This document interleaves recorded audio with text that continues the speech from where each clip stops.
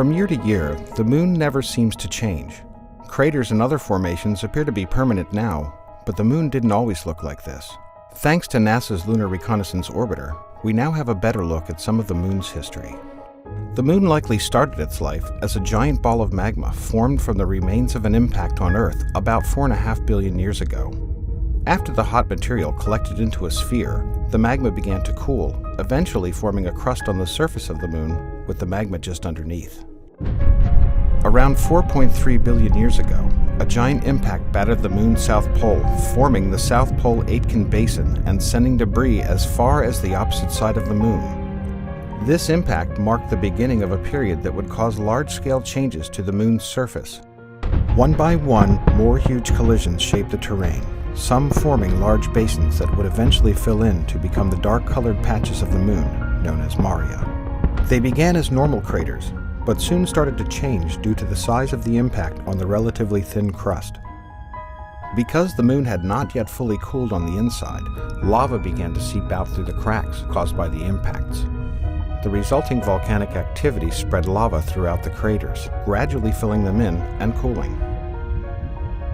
Because of the high iron content of the basalt in the rock, the maria reflect less light and therefore appear darker than the surrounding highlands of the moon.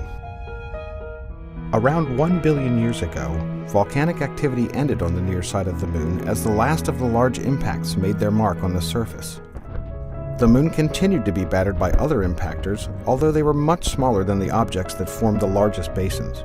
Some of the largest, most recent, and best-known impacts from this period include the Tycho, Copernicus, and Aristarchus craters, which are unique due to the complex system of rays that stretch out from the impact site. Finally, we arrive at the moon that we see today. Though the surface continues to be affected by impacts, the rate has slowed down drastically to the point where the moon appears unchanging to the human eye, as a permanent record of its own history, and a glimpse of how craters may have formed here on Earth.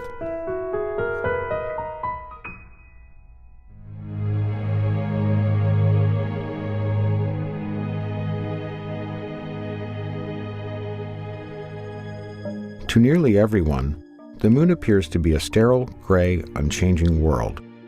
But while the moon has remained largely unchanged during human history, our own understanding of it has evolved dramatically. Thanks to new observations, we now have not only unprecedented views of its surface, but a whole new tour of the moon that shows how both it and other rocky planets in our solar system have been shaped over billions of years. We'll start with one of the largest impacts, Oriental Basin, a feature that's as wide as the distance from New York City to Cincinnati.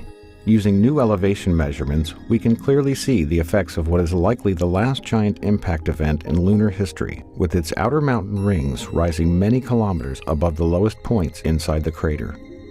The interiors of some craters in the moon's polar regions, like Shackleton, haven't seen sunlight in over 2 billion years.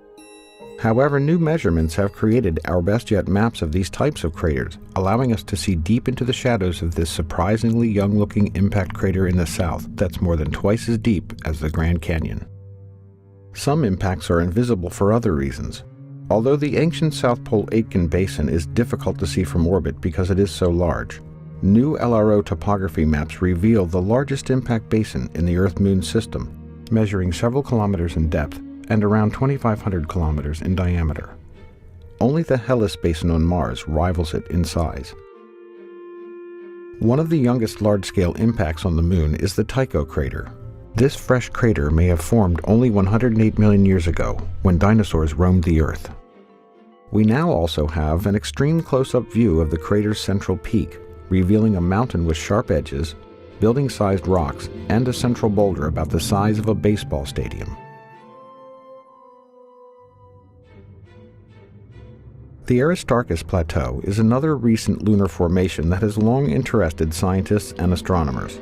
The crater itself formed in the same era as the Tycho crater, and what appear to be snaking river valleys were actually carved by ancient lava flows. Next, we arrive at Mare Serenitatis on the near side of the moon.